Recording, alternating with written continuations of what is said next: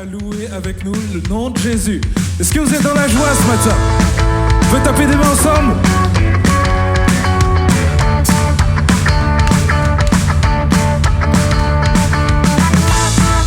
Et on veut déclarer que Christ est notre joie. Est-ce que c'est le cas ce matin?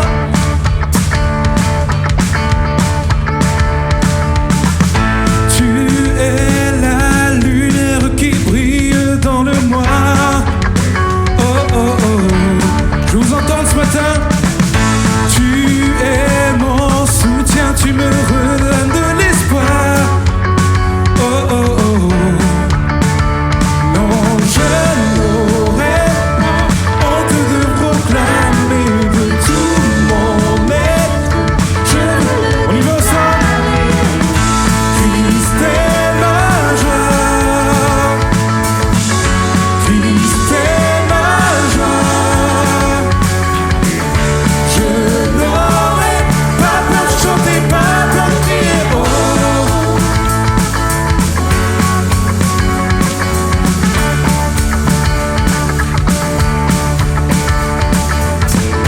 Pourquoi me taire quand mon âme est accablée? Oh oh oh. En toi j'espère, tu ne failliras jamais. Oh oh oh. Non, je n'aurais pas honte de proclamer de tout mon être. Je vous entends ce matin, on y va. Christ est ma joie. Christ est ma joie.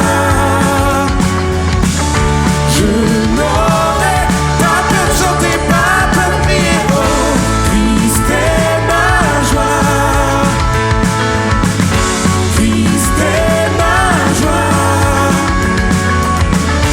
Je n'aurais pas peur de chanter, pas peur de crier. Oh, 1, 2, 3, hey!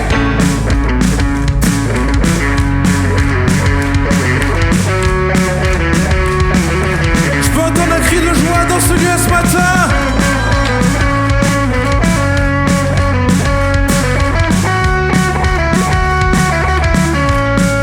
On y va ensemble. Pourquoi me taire quand mon âme est accablée? Oh oh oh. Hey! Christ est ma joie. Christ est ma joie. Je n'aurais pas peur de chanter, pas peur de crier. Oh, Christ est ma joie. Christ est ma joie. Je n'aurais pas peur de chanter, pas peur de crier, pas peur de chanter, pas peur de crier. Oh, est-ce qu'on peut faire monter une ovation de gloire à Jésus ce matin?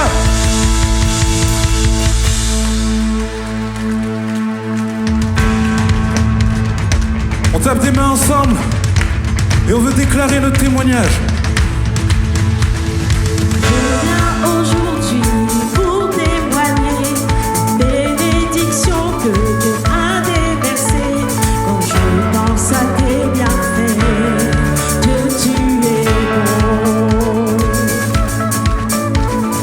Plus de dépression, fini les larmes, la peur est enfuie, loin de mon âme. Quand je pense à tes bienfaits,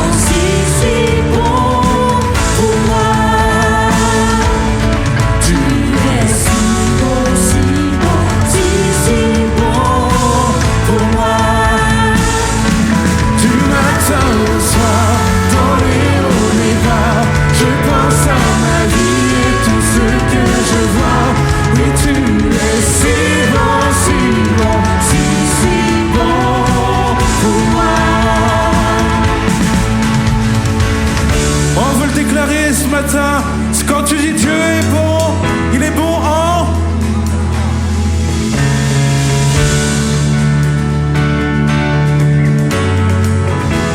Oh.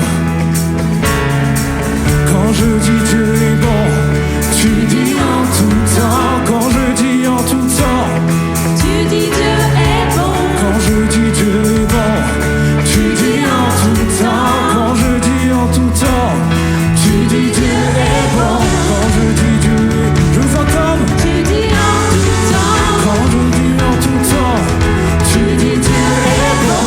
Quand je dis Dieu est bon, tu dis en tout temps. Quand je dis en tout temps, tu dis Dieu est si bon. Si bon, si bon pour moi.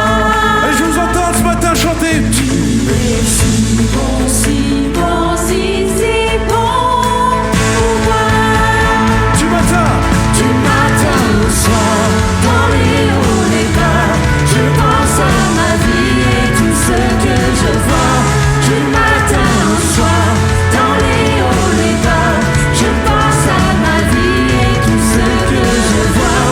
oui, tu es Si bon, si bon, si bon pour moi. déclare ce matin. Oui, tu es Si bon, si bon, si bon pour moi. oui, tu es Si bon, si bon, si bon pour moi.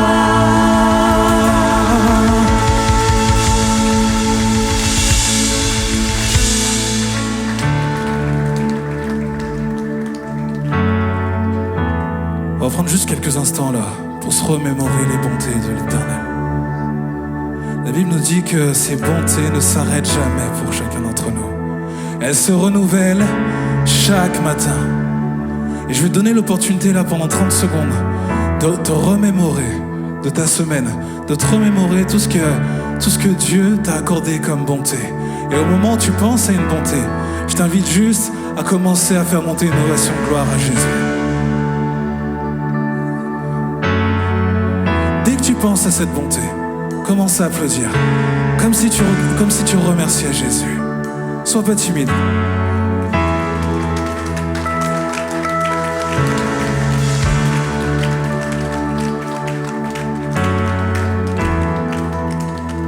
Et peut-être tu traverses une période compliquée de ta vie.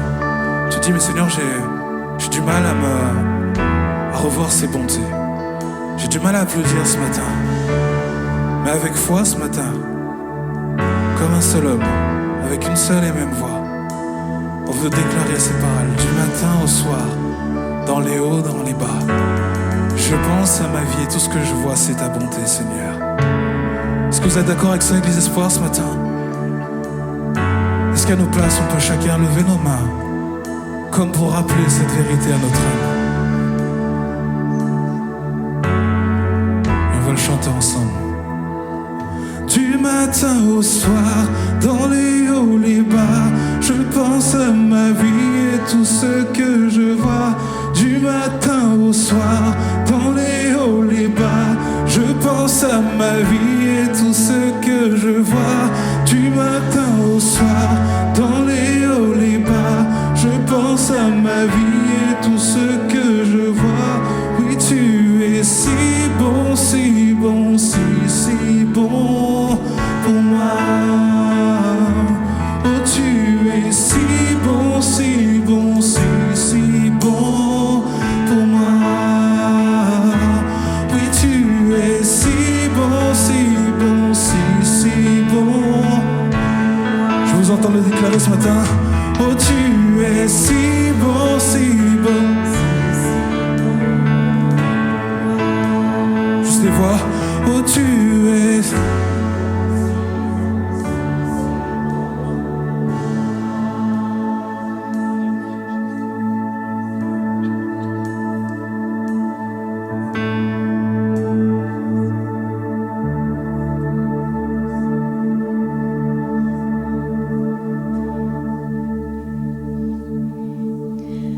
Au milieu de l'orage, je t'attendrai.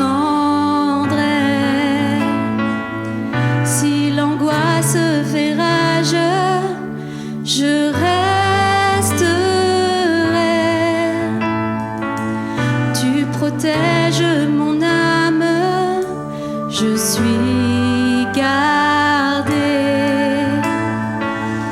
Même au milieu des flammes, je te louerai. Tu es mon Dieu, mon Père, tu es mon univers. Je suis ancrée dans ton amour, je chanterai toujours. Tu es mon défenseur, tu es mon rédempteur.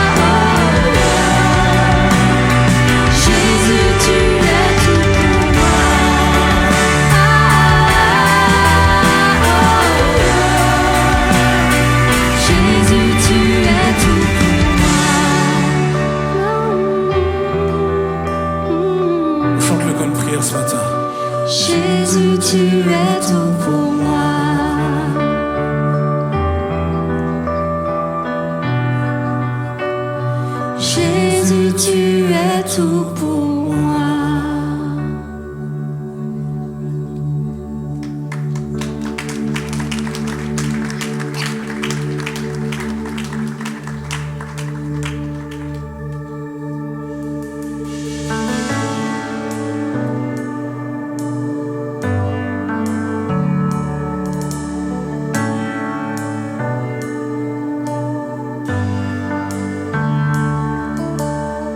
Je crois que ce matin, quelqu'un a besoin de l'entendre. Dieu n'est pas un menteur. Ce qu'il t'a promis, ce qu'il dit, tout s'accomplira en son temps. Combien croient ce matin? Toi qui passes une situation compliquée, qui vois la promesse que Dieu a fait sur ta vie tarder, j'aimerais juste te le rappeler ce matin. Plus la promesse tarde, plus elle est grande. Plus la bénédiction sera grande. Alors accroche-toi à sa parole. Accroche-toi à sa parole comme jamais tu ne t'es accroché auparavant. Chantons ensemble. Au plein de bonté, Père, tu m'offres ta grâce. Tu me sors des ténèbres et redonnes la paix. Oui, tu es mon secours quand j'ai besoin de toi. Tout en moi veut chanter. Et comme une prière, chantons-le. Tu es fidèle, fidèle, pour toujours tu seras. Oui, tu es fidèle. Toutes tes promesses sont oui, amen. Toutes tes promesses sont oui, amen.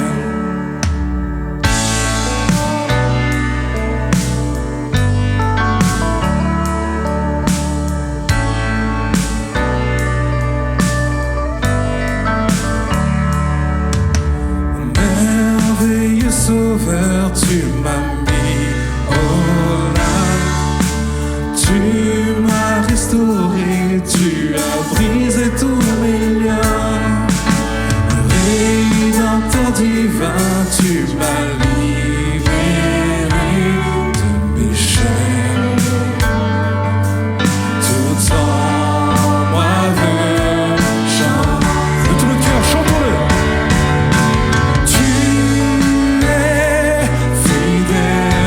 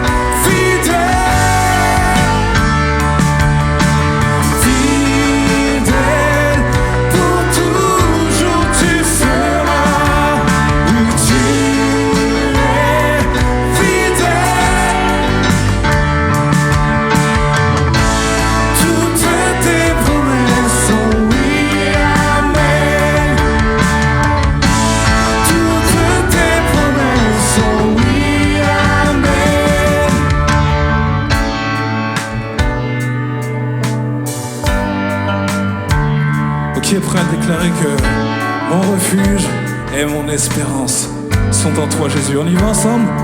Mon refuge est dans tes promesses, mon assurance,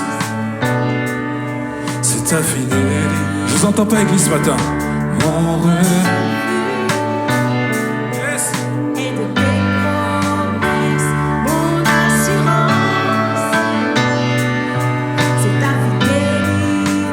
Une fois, mon refuge. Allez, déclare-le avec foi ce matin. Je t'entends le chanter. C'est ta fidélité, mon refuge.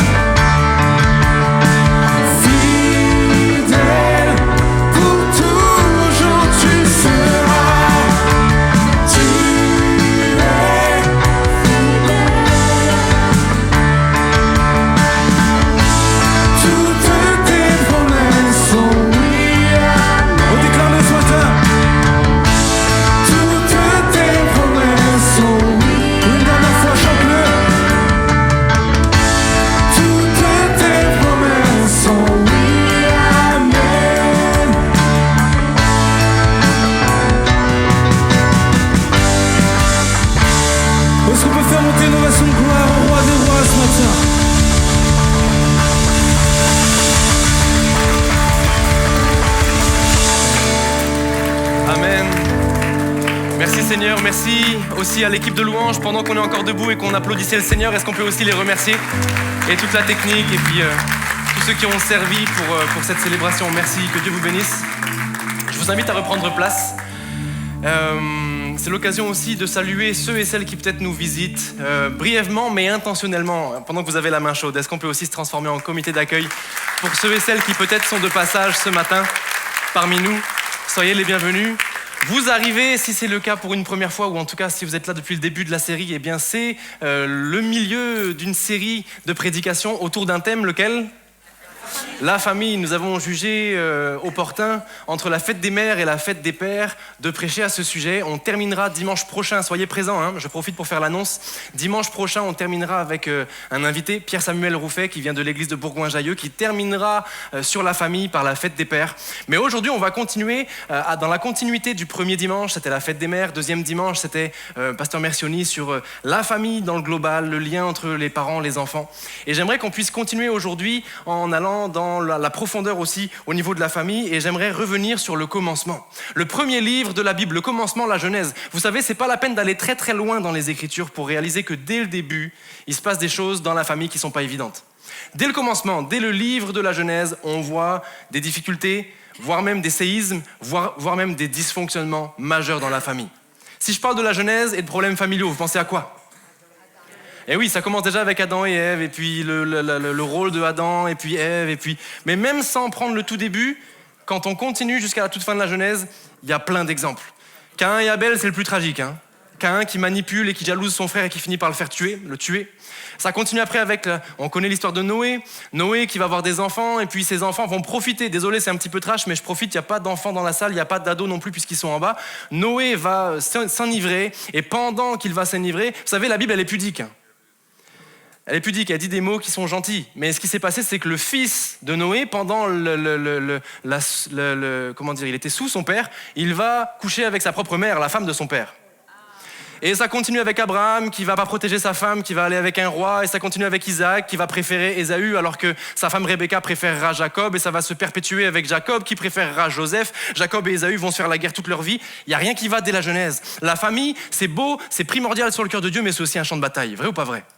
Dès le début, ça existe. Alors mon but ce matin, c'est de revenir au commencement avec la Genèse, mais de revenir aussi au commencement du commencement. Vous l'avez cité en exemple, on va parler ce matin d'Adam et Ève, on va parler ce matin du couple.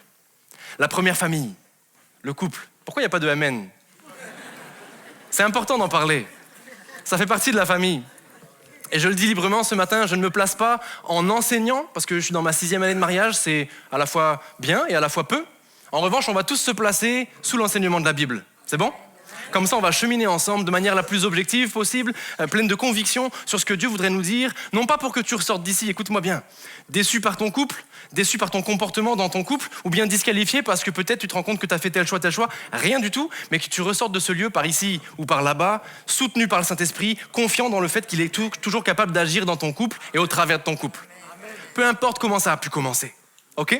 Alors on va parler du couple ensemble ce matin, et c'est le titre du message, du jardin à aujourd'hui, le plan de Dieu pour le couple. Et oui, le plan de Dieu pour Adam et Ève était parfait, et je veux dire à quelqu'un ce matin que le plan de Dieu pour ton couple, peu importe comment il a pu commencer, est toujours parfait. Oui, le péché est entré, oui, il y a bien des difficultés, mais le plan de Dieu pour le couple dans le jardin est le même que pour nous aujourd'hui. Et ça veut dire que nous pouvons expérimenter la plénitude de la présence de Dieu dans notre couple. La naissance du couple dans la Bible, elle arrive après un bilan divin, le bilan de Dieu. Voici que Dieu crée, vous vous rappelez, le récit créationniste, il crée la terre, il crée tout ce qui s'y trouve, l'univers, et à chaque jour qui passe, il va dire « c'est bon ». Et même au 6e jour, alors que l'homme est créé, la femme arrive, il va dire, enfin pas encore d'ailleurs, il va dire « c'est très bon ». Et même dans ce moment où il va dire « c'est très bon », pas longtemps après, on voit Dieu qui dit « il n'est pas bon que ».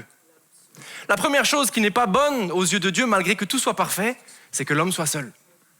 Et ça parle du couple, évidemment, mais j'aimerais aussi rassurer ce matin tous ceux et celles qui ne sont pas, ne sont plus ou voudraient être en couple. Ça parle aussi pour vous, pour votre futur, ou même si ce n'est pas dans un futur de relation romantique, ça parle également de l'importance de la communauté, l'entourage et la famille. La communauté au sens large, l'entourage, la famille, l'église sont importants. Un premier point qu'on peut tirer de ce verset qui me sert d'introduction pour nous ce matin, c'est que peu importe où tu en es, marié, fiancé, en fréquentation, pas, plus ou pas encore, peu importe, la communauté, l'entourage, la famille est primordiale. pour toi, pour grandir dans le bon chemin, pour aller sur la bonne direction. Il n'est pas bon que l'homme soit seul, il n'est pas bon que nous restions seuls. Ça vaut pour la femme aussi, évidemment. La famille est imparfaite et on ne la choisit pas. Est-ce qu'on est d'accord pour dire, ne levez pas la main s'il vous plaît, que vos familles sont imparfaites? Si vous êtes capable, on en parlera tout à l'heure, si vous êtes capable de dire aujourd'hui lucidement que votre famille est imparfaite, c'est que vous avez déjà cheminé.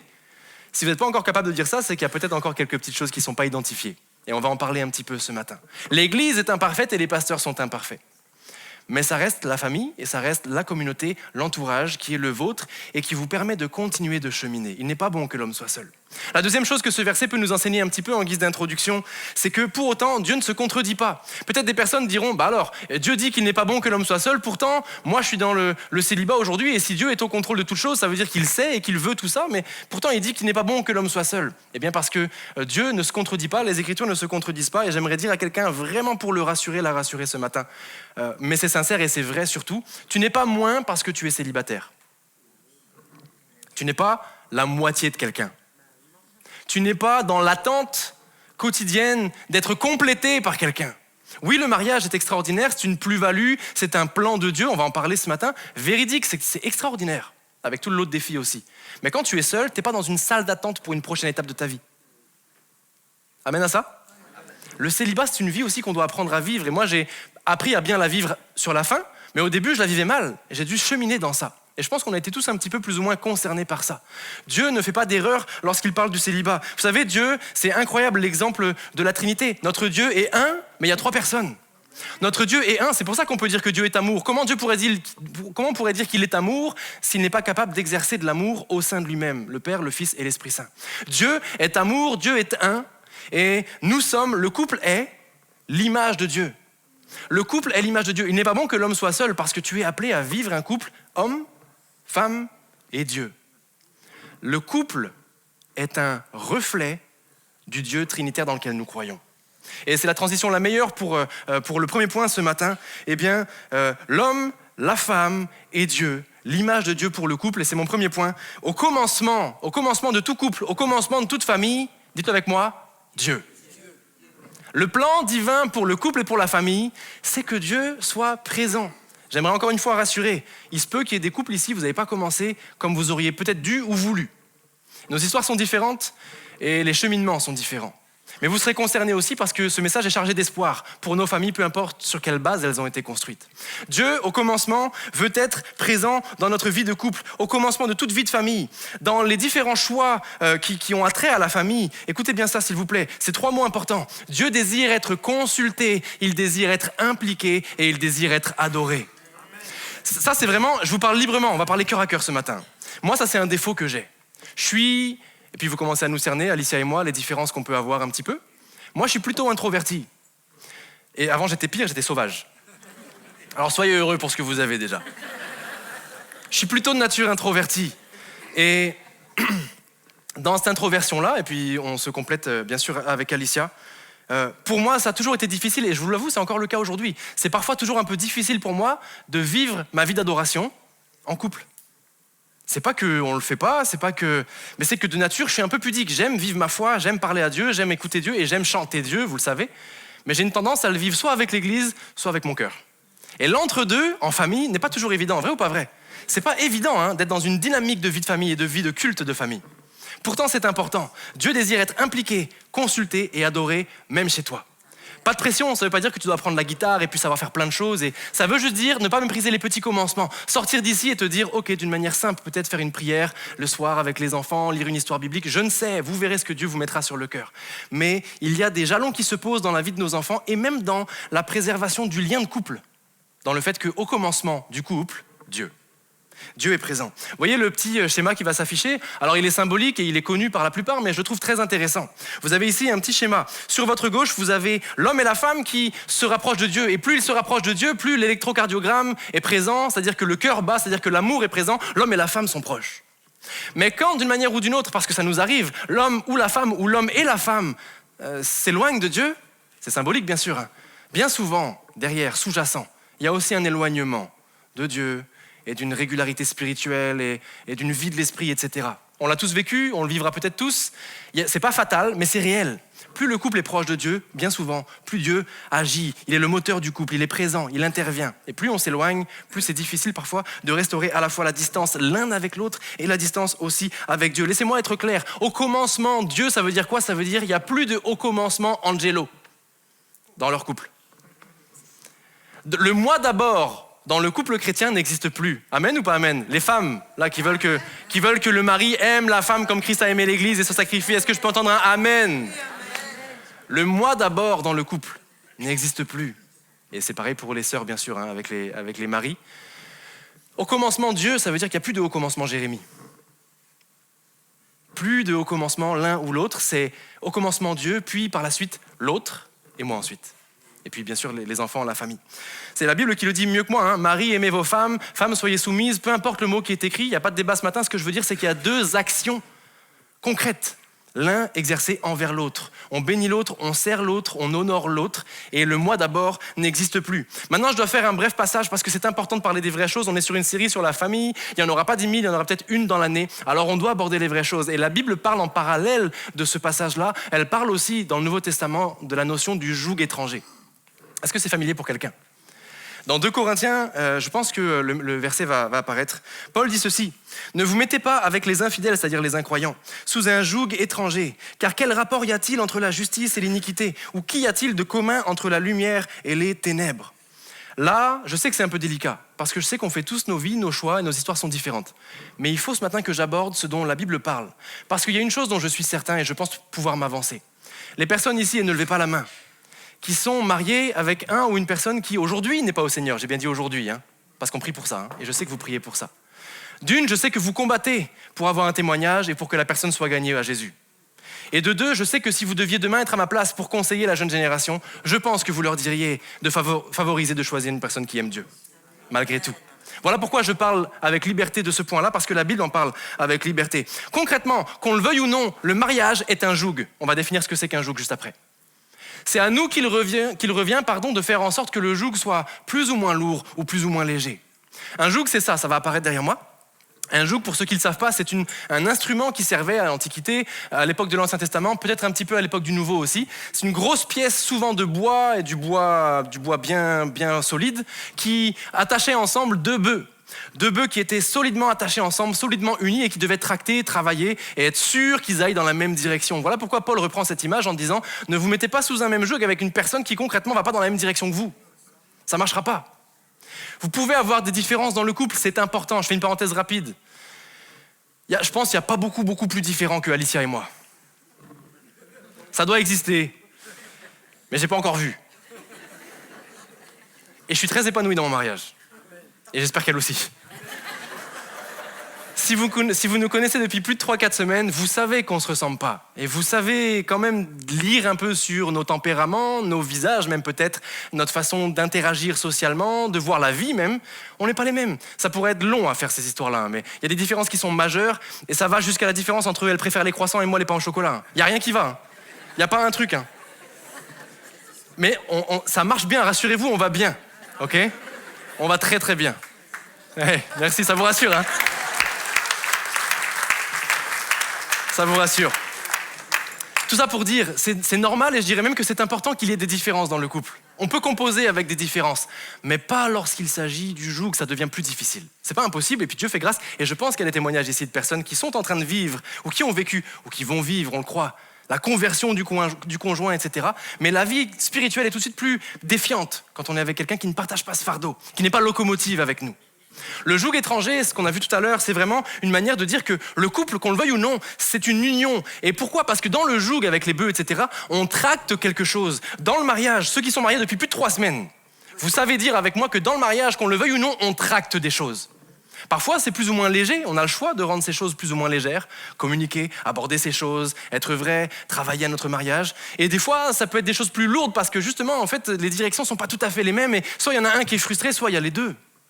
Là, je parle aussi aux jeunes qui se fréquentent, qui voudraient se marier, qui sont jeunes mariés, qui ne sont pas encore mariés, les moins jeunes qui sont encore célibataires peut-être. Là, on parle du couple et dans le vif du sujet. Ça vaut le coup d'attendre une personne qui partagera la direction spirituelle, biblique pour la vie du couple. Et même les personnes ici qui ne sont pas aujourd'hui avec une personne qui est encore au Seigneur, on dit Amen. Parce que c'est la vérité. Un joug représente une union solide entre deux personnes. Ça représente quelque part, dans le cadre du mariage, l'alliance. Une alliance, c'est un joug solide, quelque chose qu'on tracte ensemble, on a choisi de le faire et on est plus fort ensemble, deux bœufs ensemble qui vont dans la même direction. Ils portent la charge, ils y arrivent. Et c'est mon deuxième point ce matin, avant qu'on y aille. Oui, ça c'est la définition que je voudrais aborder. Non, tu peux remettre. C'est la définition que je voudrais aborder. Au commencement, Dieu. Et dans la Bible, commencement, c'est Genèse en grec, mais dans la Tanakh, la Bible hébraïque, le mot commencement, le mot Genèse, le livre de la Genèse s'appelle Bereshit. Ok, Bereshit, ça s'affiche ici. Et Bereshit, c'est une contraction du mot alliance et du mot feu. Vous le voyez avec l'image au-dessus. Le début et la fin, en noir, c'est le mot Brit. Au milieu, c'est le mot Esh qui veut dire feu. On va en reparler parce que c'est super important. Ne vous inquiétez pas, ce ne sera pas un cours d'hébreu ce matin. Ça restera très basique, mais vraiment une bonne ligne de conduite pour notre compréhension ce matin. Au commencement, Dieu, au Bereshit de ton mariage, au Bereshit de tout mariage. Ceux qui ont été mariés depuis 30 ans, 40 ans, on revient un peu des années en arrière. Ceux pour qui c'est plus récent, eh bien, c'est l'occasion d'en parler. Le commencement du mariage, dans l'alliance du début, Dieu est impliqué. Le mariage est un Bereshit, c'est une alliance qui est faite avec le feu. C'est une alliance qui est faite devant Dieu, et on va le voir tout à l'heure, par le feu, dans le feu, et avec le feu. Et on va parler dans un premier temps de l'alliance. Ce petit anneau que vous portez pour certains sur l'un de vos doigts, sur l'annulaire, et qui signifie tellement de choses dans la compréhension chrétienne de ce qu'est le mariage. On parle de l'alliance pierre angulaire de la famille ce matin. L'alliance, je vais aller rapidement là-dessus parce que je sais que j'ai déjà prêché sur ce sujet-là. L'alliance, dans le cadre hébraïque dans lequel les Bibles ont été écrites, est sacrée. C'est pas un contrat à durée déterminée. C'est pas non plus un contrat à durée indéterminée seulement.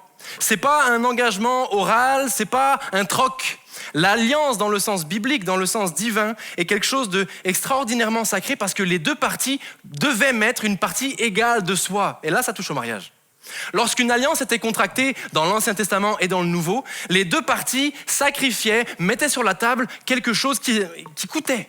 Par exemple, on allait donner notre fille, à l'époque ça se faisait comme ça, notre fille en mariage, ou bien une partie du cheptel, du bétail, des terres, des choses qui nous caractérisent dans notre identité carrément, et qui nous coûtent cher. Et l'alliance ne fonctionnait sur le long terme que si les deux parties mettaient, donnaient, sacrifiaient quelque chose qui était à valeur relativement égale en termes de sacrifice.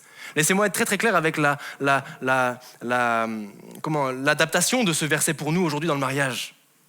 Ça ne marchera pas sur le long terme le mariage si les deux ne donnent pas la même chose. On le sait, hein, ça vous le savez aussi. Hein. Et ça, moi ça a pu m'arriver, ça peut arriver qu'il faille faire des réajustements sur le long terme. Je ne parle pas du fait que tu ne resteras pas marié si tu ne donnes pas la même chose que ton mari ou ton épouse. Je parle d'un mariage qui fonctionne, qui carbure, qui roule, qui est épanoui. Moi, je suis toujours touché par les témoignages des personnes qui sont amoureux, pas juste ils sont ensemble et mariés, même pas juste ils sont heureux, hein, amoureux, après des dizaines d'années de mariage. J'en connais pas ici, mais il y en a sûrement. J'en connais par contre dans ma famille. Je prends souvent l'exemple de ma belle-sœur, Viviane, qui est mariée à mon premier frère, et elle le dit souvent. Ils ont aujourd'hui 25 ans de mariage. Ça commence à faire quelque part. Hein. Et quand on se revoit les étés, elle le dit souvent librement. Elle dit, je suis pas juste mariée, je suis pas juste heureuse, je suis encore amoureuse. Mais je dis pas qu'ils sont parfaits, c'est pas parce que c'est mon frère, je veux juste dire que c'est possible. C'est possible. Et je pense qu'on aspire à ça quelque part. Et c'est pas trop tard pour revivre ça, pour ceux qui peut-être ne le vivent plus. Je parle pas des papillons dans le ventre, hein. Je parle du désir d'être une locomotive dans ton mariage et de mettre Dieu au centre pour continuer à aller de l'avant. Bref, dans le contrat de l'alliance, chacun mettait ce qui pouvait lui coûter afin que ça fonctionne. Rappelez-vous, il y avait un engagement à tenir sa promesse jusqu'à ce que la mort nous... Ça vient aussi de l'Ancien Testament. À l'époque de l'Ancien Testament, c'était très simple. On coupait des animaux en deux. On passait au travers des animaux, moi en premier et l'autre partie de l'alliance en deuxième. Et les deux passaient et disaient qu'il m'en soit fait comme à ces animaux si je romps ma part de l'alliance. Ça veut dire quoi ? Ça veut dire que si j'échoue dans mon alliance, je meurs. Si j'échoue pas, je mourrai un jour de vieillesse et c'est ça qui nous séparera. Dans tous les cas, ce sera que la mort qui nous séparera. J'ai l'impression que personne n'a suivi. Ça va ? Ok. L'alliance est importante dans son sens initial. Même si la société dit autre chose aujourd'hui, moi j'écoute ce que dit la Bible et l'alliance est importante. En dépit de tes sentiments, tes ressentis, etc., etc. C'est un engagement que nous prenons ensemble. Et là, on va dans le cœur du sujet. Vous êtes prêts ? Ok, là on est passé du toboggan, moi j'ai des enfants qui sont petits, on est passé du toboggan pour les enfants d'1 an et demi, on arrive dans le grand toboggan de piscine des enfants qui ont plus de 12 ans là. Ça va commencer à tourner un petit peu. Image très spontanée, très bizarre, je le reconnais, mais ça arrive parfois.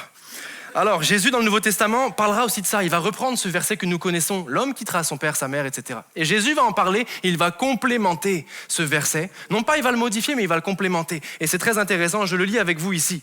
L'homme quittera son père et sa mère et s'attachera à sa femme, ils deviendront les deux une seule chair.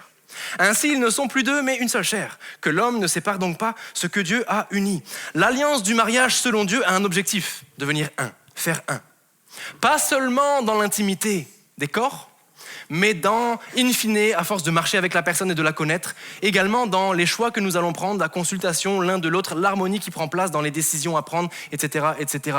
Et là, je ne me place pas en donneur de leçons, parce qu'encore une fois, mon mariage est jeune, mais j'admire les personnes qui ont des dizaines d'années de mariage et dont les discussions sont encore là, les décisions sont prises à deux, la famille est au centre, etc., etc. Et ça, c'est des bons exemples, hein, vrai ou pas vrai ? Pour une famille équilibrée, pour des bons choix pris au sein de la famille. Le but de Dieu, c'est que nous fassions un, mais voici les conditions qu'il y avait dans le verset juste avant, il y en avait deux. L'homme, et il s'attachera. L'homme quittera et il s'attachera. Alors là, forcément, je vais poser des questions. Pareil, ne répondez pas. Mais moi, j'ai traversé ces questions pour moi cette semaine, et je partage parce que je suis généreux. La première question, c'est, avez-vous, pour ceux qui sont mariés déjà, avez-vous réellement quitté? Pour ceux qui ne sont pas encore mariés, qui voudraient être mariés ou qui se fréquentent ou sont fiancés, je ne sais, êtes-vous prêts à quitter? Et ça prend plein de dimensions. On ne pourra pas toutes les aborder ce matin. Ça veut dire quoi quitter, spirituellement parlant? Disclaimer, là, je le dis, et je le dis en lettres majuscules, il faut l'imaginer. Comme ça, je suis bien clair avec tout le monde. Je n'ai pas dit quitter dans le sens couper les ponts et rompre tout lien avec ta famille. Ce serait l'inverse de ce que Dieu veut. Ta famille initiale, hein, je parle, les parents, etc. Quitter, ça veut dire que tu vas prendre du recul, et là, je parle aussi au couple plus ancien parce qu'il n'est jamais trop tard pour le faire.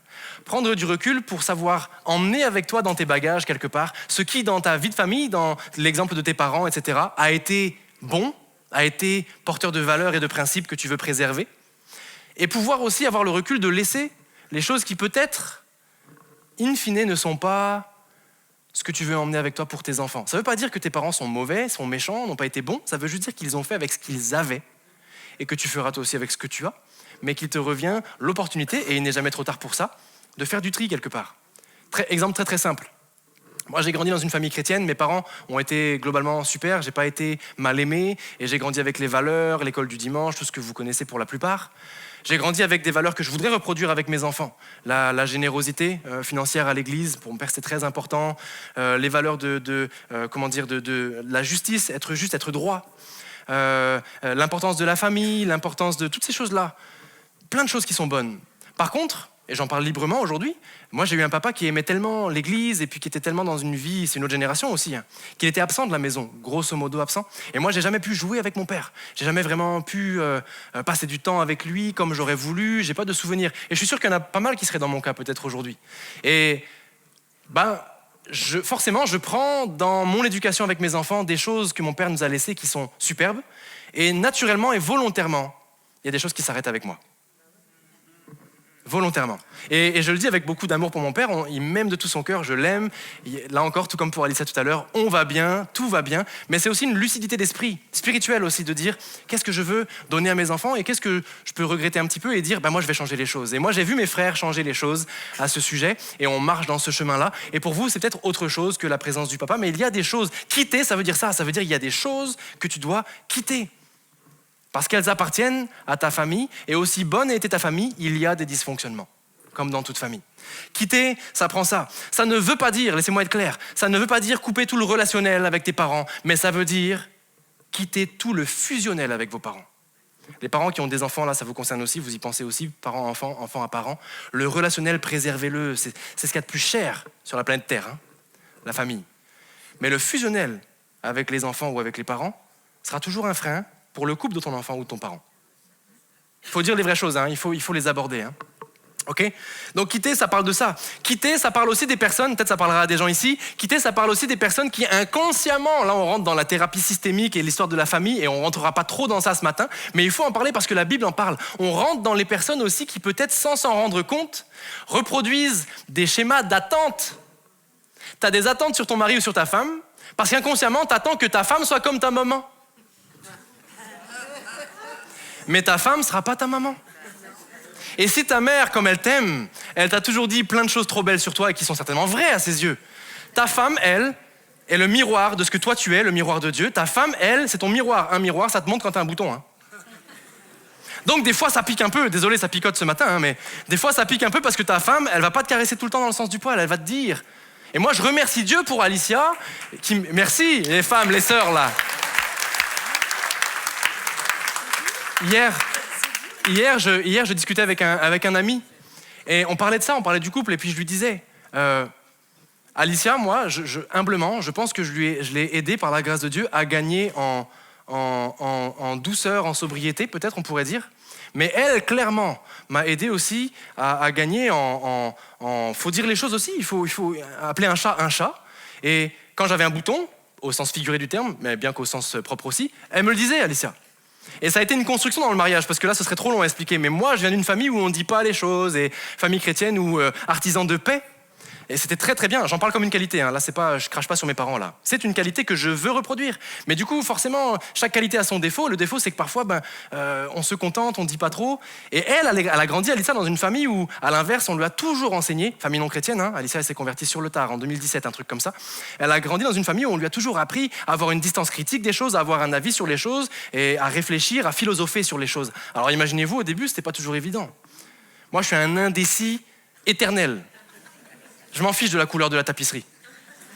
Alicia a une direction sur tout. Et c'est pas un défaut, hein, c'est juste que forcément, au début, il y avait quelques étincelles. Je reviens sur mon point. La femme, le mari, c'est un miroir. Faut pas avoir des attentes de lui ou d'elle comme ton papa, ta maman. Ce sera pas le cas. Il sera jamais ça.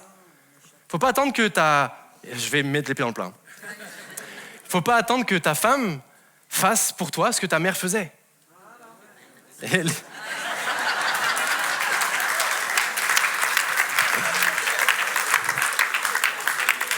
Vous savez, quand on prépare un message, bien souvent, on prépare le fond. Il y a 3 choses. On prépare le fond, on prie et il y a la forme. Moi, je m'entraîne dans mon bureau, je le prêche dans mon bureau. Les meubles Ikea, ils faisaient pas des réactions comme ça aussi spontanées. Hein. Mais ça prouve que vous êtes avec moi et ça me tient bien rassuré. Quitter, ça veut dire physiquement, mais aussi spirituellement. Passer à une autre étape. C'est toi l'homme. Et c'est toi la maman maintenant. Et on détache des choses. On détache des liens. Maintenant, à cette question qui picote un peu, vient une deuxième qui picote un peu moins, mais qui est quand même très très importante. Êtes-vous prêts, pour ceux qui préparent aussi un mariage ou qui sont dans un jeune mariage, êtes-vous prêts à vous attacher? Je rajoute à ça, parce que c'est ce que ça veut dire, à vous attacher exclusivement l'un à l'autre. Parce que ça aussi, dans notre société actuelle, ça pique un peu. Et c'est plus trop à l'ordre du jour. On est vrai, hein. S'attacher exclusivement, ça parle de l'alliance, hein, j'en parle, on est dans le point sur l'alliance là. S'attacher exclusivement. Ça veut dire, pareil, ça veut pas dire que tu vas t'isoler de ta famille pour t'attacher exclusivement à ta femme. Ça veut juste dire que tout ce qui était attrait au Jérémie d'avant, il n'existe plus vraiment. Il y a des choses qui sont encore là, et heureusement, on peut en profiter. Je peux faire des exemples tout bêtes, mais moi, j'ai essayé de m'accrocher à l'illusion que je pouvais encore faire du foot, par exemple. Pasteur, et puis en déplacement souvent, et puis avec 2 enfants en bas âge, et une femme et un mariage à nourrir, et puis pas de famille dans le coin, je me suis inscrit au foot. Ah oui, mais moi je savais pas que ça marcherait pas. Je me disais, on va y arriver. Parce que quelque part, et Alicia elle le sait, j'ai mis longtemps à faire le deuil, réellement le deuil, le mot est choisi légitimement, du Jérémie quand il avait 25 ans. Pourtant il n'y a que 7 ans d'écart, hein, j'ai 32 aujourd'hui. Mais quand même, en 7 ans, nos vies changent. En 3, 4, 5, 6 ans, nos vies, nos saisons, la vie de couple, bref, plein de choses font que la vie évolue. Et quitter et s'attacher, ça veut dire que tu t'attaches à ta femme, tu t'attaches à ton foyer, et tout ce qui était de l'ordre des plaisirs, etc., ça ne veut pas dire que ça disparaît, ça veut juste dire que ça devient à un autre endroit dans le Tetris de ta vie. Et moi, j'ai mis trop longtemps, je vous parle librement, hein, j'ai mis trop longtemps à... Je peux être très sincère avec vous? Il y a peut-être 1 mois et demi, je pense, je viens voir Alicia et je lui dis, écoute, je crois que je suis vraiment en train de faire que maintenant ce deuil de mes attentes et du Jérémie. En fait, je voyais dans le regard des autres un Jérémie que moi j'aimais, que les autres voient à l'époque. Et je ne vois plus aujourd'hui dans le regard des gens, c'est très franc ce que je vous dis, hein, le Jérémie qu'ils voyaient avant. Mais normal, le Jérémie qu'ils voyaient avant était célibataire, il était musicien, il tournait, il était libre, il faisait beaucoup de sport, et c'était génial, mais c'était génial pour une saison. Et je crois que j'ai jamais trop négocié ce virage. Et j'ai commencé à le négocier il y a 1 mois et demi, et je suis très très honnête avec vous, ça fait peut-être une semaine que je suis venu dire à Alicia, je crois que Dieu, il a vraiment... Et puis c'est un sujet de reconnaissance, alors je vous le partage.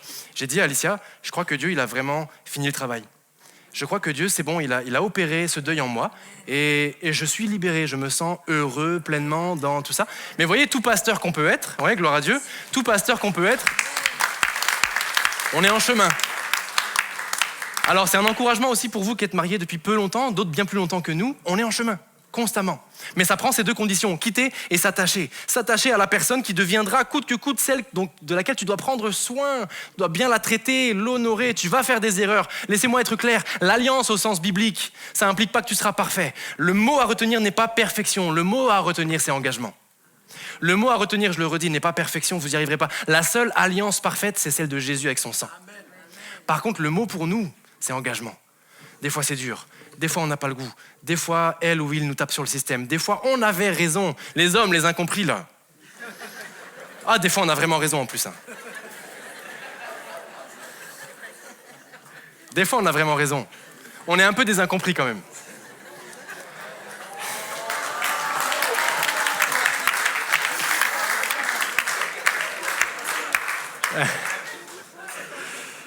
En tout cas, je termine ici par rapport à s'attacher.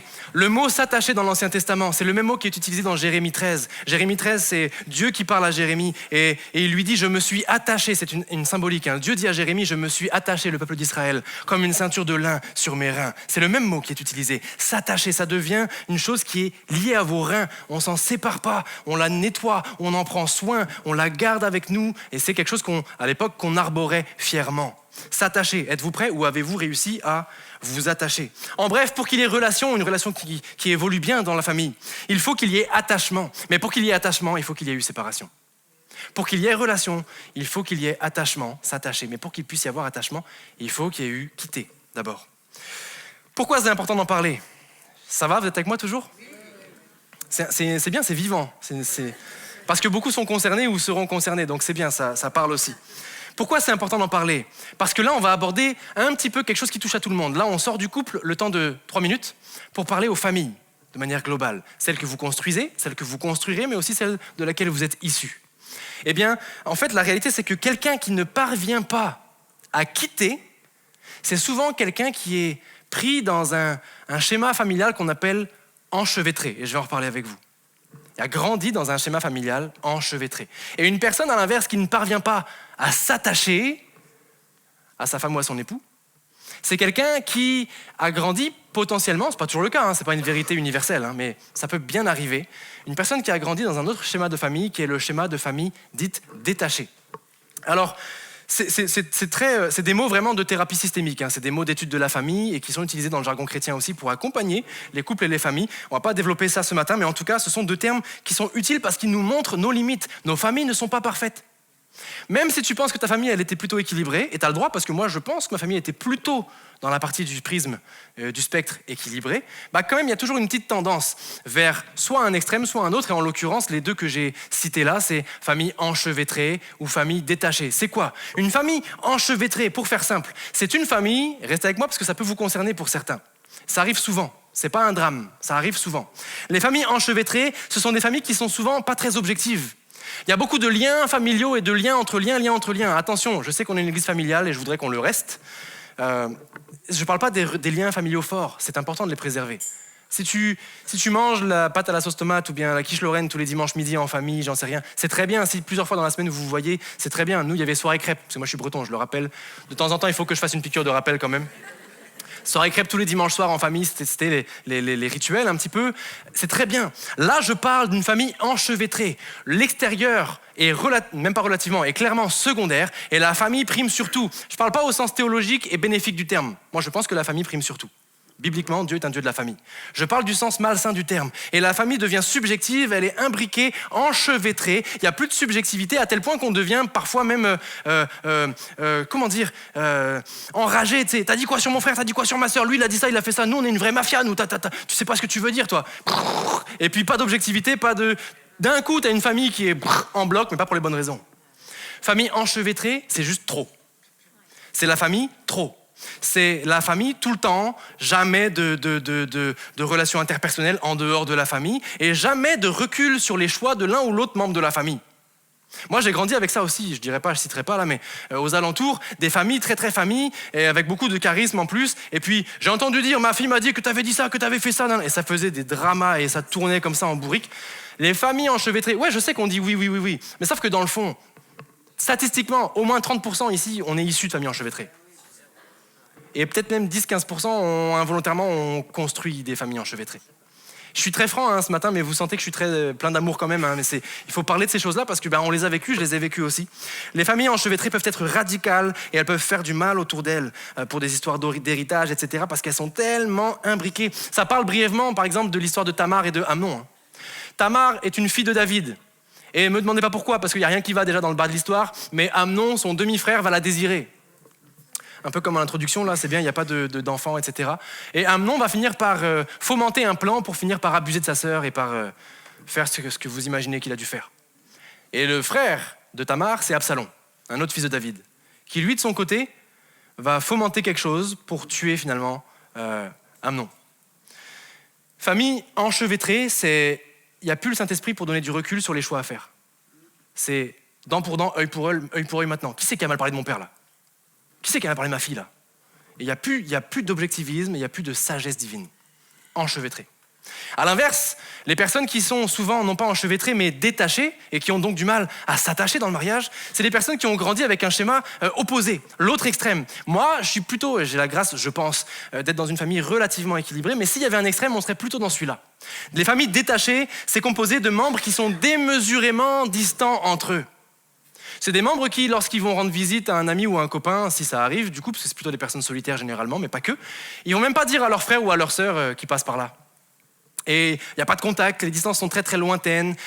Moi, j'ai travaillé en EHPAD et il y a des personnes qui sont placées en EHPAD et des fois qui nous disaient mon fils, ma fille, je le vois plus depuis des années, au mieux, j'ai un petit coup de téléphone à Noël et c'est tout. Famille détachée, famille distante. Et là, on ne vit plus non plus l'évangile de la famille, le plan de Dieu pour la famille, mais on n'est plus sur du Caïn et Abel. Suis-je le gardien de mon frère ? Et les deux extrêmes ne sont pas bons. En revanche, il existe un équilibre. Il existe ce qu'on appelle la famille flexible, adaptative, on ne parlera pas de ça ce matin, mais il est possible, par la grâce de Dieu, par l'action du Saint-Esprit, d'être vraiment dans un schéma de famille, de construire un schéma de famille. C'est encore possible pour toi aussi de corriger le tir et de construire un schéma de famille qui soit biblique. Jésus va finir ce verset en disant que l'homme ne sépare donc pas ce que Dieu a uni. Ça ne parle pas que de divorce. Ça parle du divorce, frontalement et verbalement, mais ça parle aussi du fait que, et je termine avec ça, ce point, si tu ne réussis pas à quitter, tu es déjà en train de séparer. Si tu ne réussis pas à t'attacher, tu es déjà en train de séparer. Et il y a des couples, ils ont 1 an, 2 ans, 3 ans de mariage, et ça se déchire déjà pas mal, parce qu'en fait, en n'ayant pas totalement quitté, ou pas totalement l'aptitude de s'attacher, ils sont déjà en train de travailler inconsciemment à leur séparation. Au moins émotionnelle. Je sais que c'est un peu dur, mais c'est la réalité. Pour parler de la bénédiction et de la réparation divine, il faut parler de la blessure initiale. Et on en a tous. Dans le domaine de la famille, on est tous dotés de cicatrices. Parfois infimes, d'autres plus grandes. J'ai pas le temps. Est-ce que je suis long ou est-ce que ça va ? Ok, alors j'ai pas beaucoup de temps, mais je vais le faire quand même. J'aimerais faire avec vous une illustration rapide mais importante. Faites-le avec moi, s'il vous plaît, ne me laissez pas seul. Mettez vos mains comme ça, l'une avec l'autre. Ok, tout le monde ? Les doigts les uns sur les autres. Vous allez replier le majeur. Ok ? Hop, on le replie à l'intérieur, de sorte que les majeurs soient bien appuyés l'un contre l'autre. Ça, c'est votre personne, votre personnalité, c'est vous. Ok ? Il y a, avant le majeur, le pouce et l'index. Il y a, après le majeur, l'annulaire et l'auriculaire. Le pouce, qui est avant le majeur, puisque le majeur, ça vous représente vous. Le pouce, qui est bien avant, représente vos racines. Le pouce représente là d'où vous venez, vos parents. Il représente les valeurs que vous prendrez, celles que vous laisserez, on en a déjà parlé. Il représente vos parents. Qu'est-ce qu'on doit faire avec les parents quand on se marie ? Ok, dans le bon sens du terme, on se comprend. Mais quitter, ça veut dire que vous allez séparer vos pouces. Mais les autres restent unis. Ok, cool. L'index est toujours avant le majeur. Qu'est-ce qu'il y a d'autre comme racine ? Il y a aussi le reste de la famille nucléaire, c'est les enfants, les frères et sœurs en fait, vos frères et sœurs. Les fratries que vous représentez. Et dans l'église, il y en a un paquet. Je crois que j'ai toujours pas réussi à comprendre toutes les ramifications de l'église Espoir. Je suis franc avec vous. Quitter son père, sa mère, et quitter également la dynamique familiale, c'est-à-dire les frères, les sœurs, ce qui appartient à la famille originelle. On sépare aussi les index. Les quelques courageux qui continuent avec moi, là, les majeurs restent collés, annulaires et auriculaires, il y a encore les bouts de doigts qui se touchent. Ok, maintenant, il y a la famille qui va découler, parce que Dieu voulant, et si vous le voulez, et si Dieu le permet, vous aurez aussi vos enfants. Et vos enfants également, dans quelques années, moi j'y suis pas encore, mais ça viendra bien assez vite, apparemment. Oh oui, quelqu'un a dit. Eh bien, il faudra à leur tour les laisser vous quitter. Alors l'auriculaire, le tout dernier, pas l'annulaire, hein, le tout dernier qui représente vos enfants, vous allez également le séparer. Il ne reste plus que l'annulaire qui représente vous et votre épouse. Maintenant que vos majeurs sont solidement l'un contre l'autre, essayez de séparer les annulaires. C'est physiquement quasiment impossible. Il y en a toujours un petit malin qui me bousille mon illustration en disant « moi j'y arrive ». Mais grosso modo, ça n'existe pas.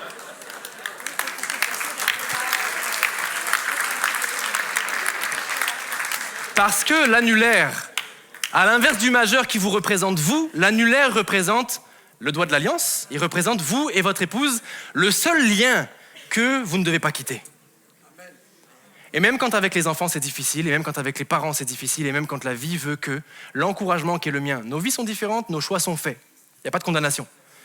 Mais il y a un encouragement biblique. C'est la relation qui vous emmènera jusqu'à la fin. Elle sera difficile parfois, le joug peut être plus ou moins lourd, léger, mais elle est réelle. Je termine avec ce dernier point qui sera ma conclusion. Le feu. On a parlé de, vous vous rappelez, Bereshit, le commencement du couple, contraction entre Brit et Esh. Brit étant l'alliance, Esh étant le feu. Alors on va parler du feu, parce que vous avez fait une alliance, vous allez faire un jour alliance, quelque part dans le feu, avec le feu et par le feu. Et ce point vaut la peine d'être dit parce qu'il est chargé de sens. C'est le feu, ça parle du feu. On ne parle pas des petites flammes du début d'une relation, et je ne les condamne pas, elles sont importantes aussi, tout le monde ne les vit pas, mais elles sont parfois là. Je parle du feu au long du mariage. Une alliance par le feu. La Bible parle du feu qui consume, elle parle du feu qui éprouve. À plusieurs reprises, elle parle du feu qui vient permettre à à des métaux d'être plus purs. Regardez ce que dit la Bible, c'est moi qui le lis pour vous, dans Nombre 31, versets 21 à 23. Le sacrificateur Éléazar dit aux soldats qui étaient allés à la guerre, « Voici ce qui est ordonné par la loi que l'Éternel a prescrite. L'or, l'argent, l'airain, le fer, l'étain, le plomb, tout objet qui peut aller au feu, vous le ferez passer par le feu pour le rendre pur. » Le point est très simple, je ne vais pas trop m'allonger là-dessus. Quand vous rentrez dans le mariage, quand vous rentrerez dans le mariage pour certains, ou quand vous êtes rentrés, il y a bien longtemps pour d'autres, dans le mariage, combien sont d'accord pour dire que, en vrai, vous étiez pas trop mal? Déjà. Quand on se marie, on sait qu'il y a des trucs à travailler, évidemment. Mais grosso modo, heureusement, il y a aussi du bon en chacun de nous. Dieu a travaillé, et puis vous offrez à votre épouse, même si c'est le début, et puis généralement, il y a beaucoup de marge de progression, mais il y a quand même du bon. Allez, quelqu'un risque un amen? Quelqu'un est content de la version quand même qu'il a donnée à son époux, à sa épouse? Alors, c'est pas la version top, hein, on n'est jamais content à 100%, mais vous me comprenez. On est déjà fait quelque part. Pourtant, il faut passer par le feu. Je parle pas de l'épreuve, regardez ici. C'est pas ton mariage qui passera par le feu de l'épreuve, ça on va parler après. C'est ton mariage, c'est un feu. Dans le bon sens du terme. Ton mariage, c'est un feu qui consume. Le mariage divin, le mariage biblique, le mariage avec Dieu dans l'affaire. C'est un feu, comme je vous disais, avec un miroir. Et ça vient consumer, vous savez quoi? Ça vient consumer l'ego. Le mariage, tu peux être déjà de l'or. Dieu, par le mariage, veut t'aider à devenir de l'or pur. Et ça participe à ce que Dieu dit dans le Nouveau Testament, rendre l'Église pure, sans tache, irrépréhensible, au jour où on sera avec lui. Ton mariage est un instrument entre les mains de Dieu pour que tu grandisses et qu'elle grandisse aussi, ou il grandisse aussi.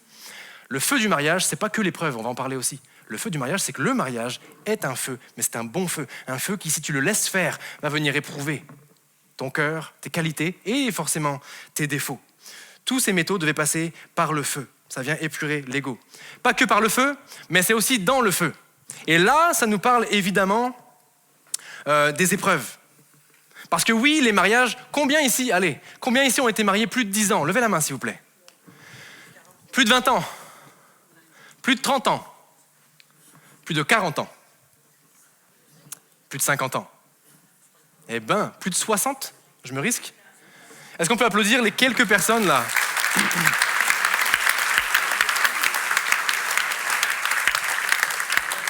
Chacun pourrait répondre, mais par exemple les deux personnes qui ont répondu, est-ce que vous serez d'accord pour dire que le feu de l'épreuve a aussi pu jalonner votre mariage parfois? Comme tous les mariages. Mais vous êtes encore là, et encore mariés. Et il y a des hauts et il y a des bas, évidemment. Heureusement, il y a plus de hauts quand même généralement dans le mariage, mais il y a forcément des bas. Le feu n'est pas qu'un feu qui vient épurer, c'est aussi un feu qui vient éprouver dans le sens de vous vivrez ensemble en tant que couple, et je parle à moi, évidemment, des deuils, vous vivrez la maladie parfois, vous vivrez la pauvreté parfois, l'incompréhension, l'injustice, etc., etc.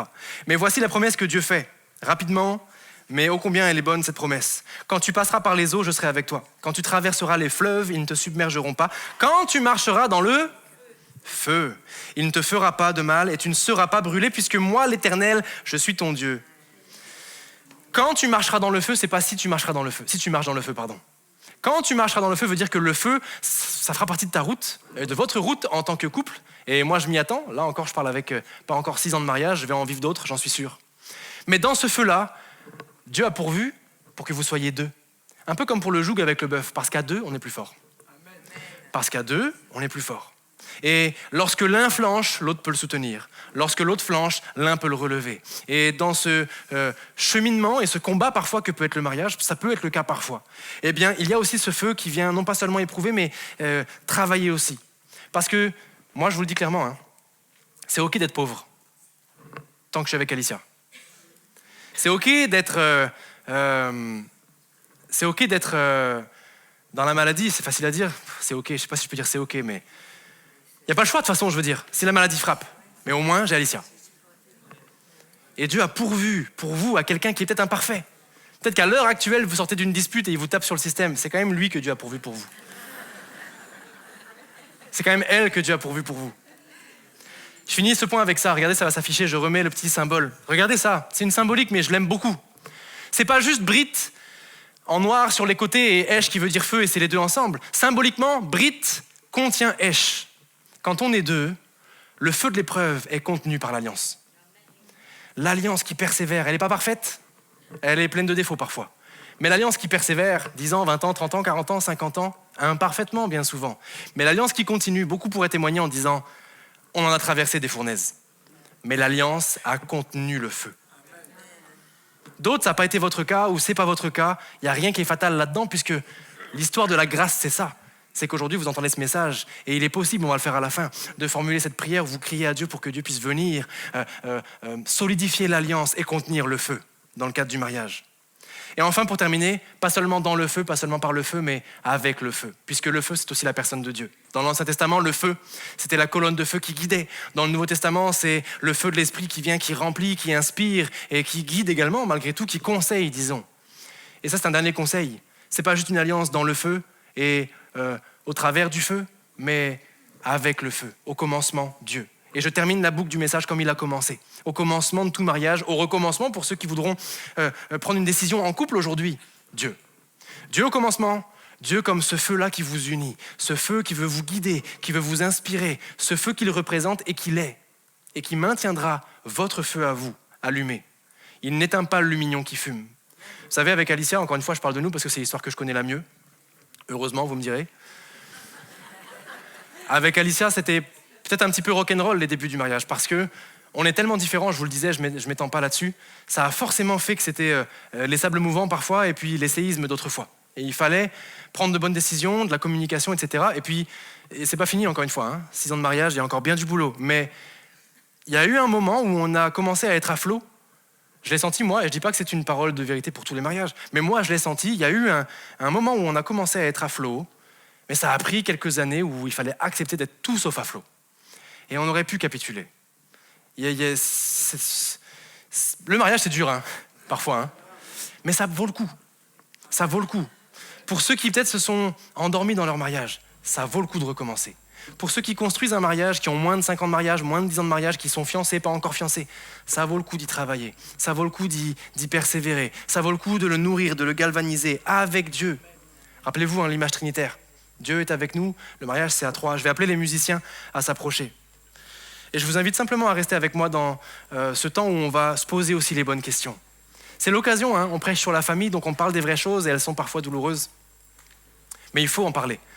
Il faut se positionner. Et il n'y a pas meilleur conseiller que la Bible, le Saint-Esprit au travers de la Bible, pour nous, dans cette thématique de la famille.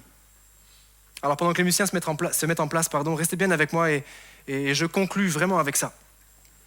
L'homme et la femme, dans le contexte hébraïque sur lequel on se base, mine de rien, on se base sur la Genèse, on l'a dit tout à l'heure, on se base sur l'Ancien Testament, on se base sur les écrits que Jésus lui-même prêchait.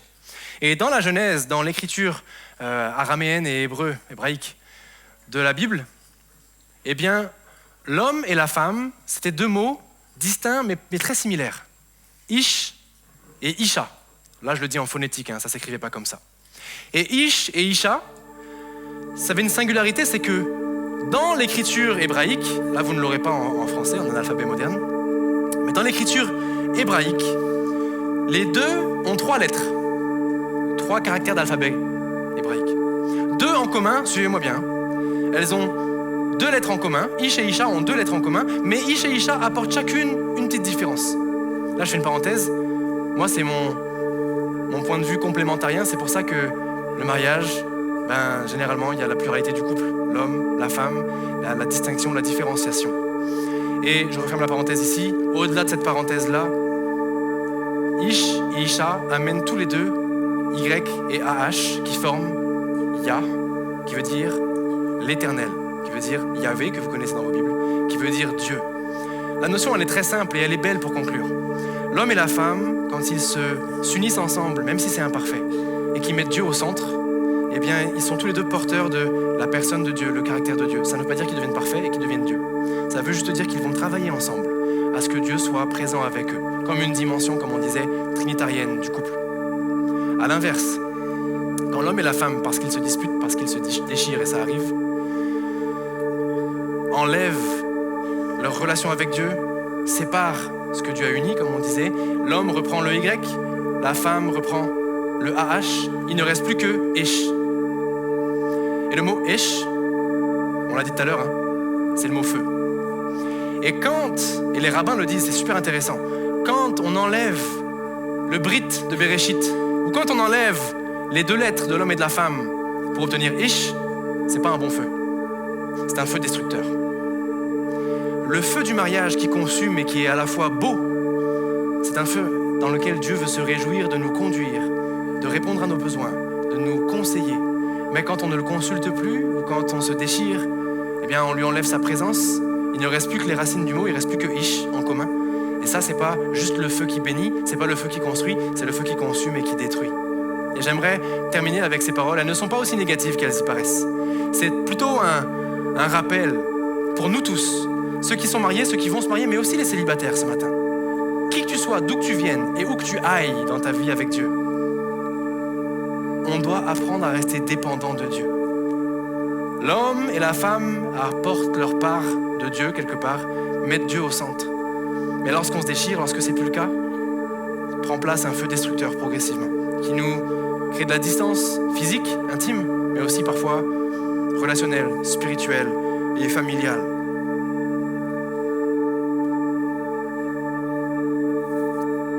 Ce message se termine comme je l'ai dit, comme il a commencé, au commencement, Dieu. Et peut-être que tu as ressenti, au-delà des touches d'humour qu'on a eues, et je suis content parce que c'est un point très concret, le mariage. Et au-delà des belles analogies hébraïques, peut-être qu'il y a un point qui t'a parlé ce matin. Dieu t'a traversé le cœur pour ta vie de couple, pour ta vie de famille, pour ta future vie de couple, au travers d'un des points. Le point sur l'alliance, le point sur quitter, s'attacher, les familles enchevêtrées, détachées, le point sur le feu, faire alliance dans le feu, préserver ce feu, inviter Dieu dans ce feu, peu importe, je ne sais. Mais alors que nos yeux se ferment, j'aimerais vraiment terminer comme ça ce matin. On va chanter ensemble ce refrain, très calmement avec l'équipe. Tu es fidèle, ça veut dire que Dieu n'a pas fini. Tu es fidèle et à jamais tu le seras, pour toujours à jamais tu seras fidèle. Parce que tes promesses sont oui et amen. Et je l'ai dit en introduction, les promesses du jardin, les promesses de la vie de couple pour Adam et pour Ève sont toujours d'actualité. Elles prennent de l'intention, elles prennent du travail, elles prennent de la mort à soi-même, elles prennent des miroirs dans le mariage, mais elles sont toujours d'actualité. Alors que nos yeux sont fermés et avant que l'équipe prenne ce chant et qu'on le chante avec eux, j'aimerais faire un appel à main levée pour commencer. Très simple, très solennel à la fois. N'aie pas peur de ton conjoint, ta conjointe, n'aie pas peur des autres non plus. Mais si tu sens que Dieu t'a travaillé sur un point et que tu veux t'en sortir, tu veux négocier un virage dans ton mariage, ou tu veux mettre en place, dans ton futur mariage ou dans ton mariage actuel, des choses concrètes, lève ta main à ta place ce matin. C'est pas que pour moi, c'est aussi une symbolique. Mais je vais prier. Est-ce qu'il y a des mains qui se lèvent? Est-ce que tu veux que Dieu agisse dans ton mariage, dans ton couple? J'ai vu sur ma droite, j'ai vu au fond aussi, Dieu vous voit. Sur le devant, Dieu vous voit. Sur ma gauche, Dieu vous voit. Sur ma gauche, Dieu vous voit également. Vers le milieu, Dieu vous voit. Ouais, devant, Dieu vous voit aussi. Sur ma gauche, vous pouvez baisser votre main ensuite si vous le préférez. Dieu vous a vu dans cet acte de foi. Il est simple, mais je crois qu'il est sincère. Et je vais prier, non pas pour que vous ayez le courage aujourd'hui et demain, mais pour que ce courage-là vous tienne main dans la main avec l'Esprit Saint dans 10 ans, 15 ans, 20 ans, 30 ans encore. Seigneur, je prie ce matin pour ceux et celles qui ont élevé leurs mains. Je prie aussi pour les autres qui n'ont pas élevé leurs mains, mais qui ont reçu cette parole. Je prie afin qu'elle tombe dans une bonne terre et qu'elle puisse germer. Je prie pour les couples qui sont représentés. Je prie pour les familles qui sont représentées. Je prie pour qu'une dimension familiale puisse prendre place. Une réalisation de l'importance du couple, l'importance de la famille, malgré nos échecs, malgré parfois nos déchirements et nos défaillances. Toi, tu ne faillis pas, et c'est vrai, tes promesses, elles sont encore oui et amen. Tu as fait des promesses pour la famille, tu as fait des promesses pour les couples. Nous marchons, nous cheminons encore dans ces promesses. Et je prie afin que ces personnes-là puissent expérimenter ta grâce dans leur famille, dans leur couple, Seigneur mon Dieu. Que dans 5 ans, 10 ans, 15 ans, ils puissent vivre encore en se souvenant d'aujourd'hui, de ce cheminement qu'ils ont engagé avec toi et toi avec eux. Je prie afin que ça ait du sens, que ce ne soit pas une cymbale qui résonne, mais qu'il y ait un travail quotidien. Qu'on puisse travailler à notre couple comme on travaille à notre salut. Qu'on puisse travailler quotidiennement à notre famille, à notre entourage, notre communauté, malgré nos imperfections. Pose ta main sur les familles et sur les couples, Seigneur, ce matin. J'aimerais qu'on puisse terminer en vous invitant, vous qui avez néanmoins reçu ce message. Vous n'avez pas levé la main parce qu'il n'y a peut-être pas eu un réma, une parole précise pour vous. Mais cependant, ce message vous a parlé pour votre famille et vous désirez continuer de marcher dans la bonne direction en famille. Si c'est votre cas et que vous le pouvez avec votre santé, je vous invite à vous lever à votre place. C'est encore plus beau si vous êtes en couple. N'ayez pas peur de vous tenir la main. N'ayez pas peur de prier ensemble. N'ayez pas peur d'être ensemble dans ce moment. Ceux qui veulent vivre et expérimenter la famille selon le cœur de Dieu, le couple selon le cœur de Dieu avec les promesses qui en découlent, je vous invite à vous lever à votre place et à chanter avec Dieu cette parole-là. Tes promesses sont oui et amen. N'ayez pas peur maintenant de prier ensemble. Vraiment, sentez-vous libre. Vous êtes venus en famille. Vous êtes venus apporter votre adoration en famille. Laissez Dieu vous bénir en famille aussi. Laissez Dieu vous parler en famille aussi. Prions, chantons, élevons son nom, proclamons ses promesses ensemble. Et on terminera après ce chant. On y va ensemble. Alléluia. Est-ce qu'on peut lever les mains vers le ciel et déclarer?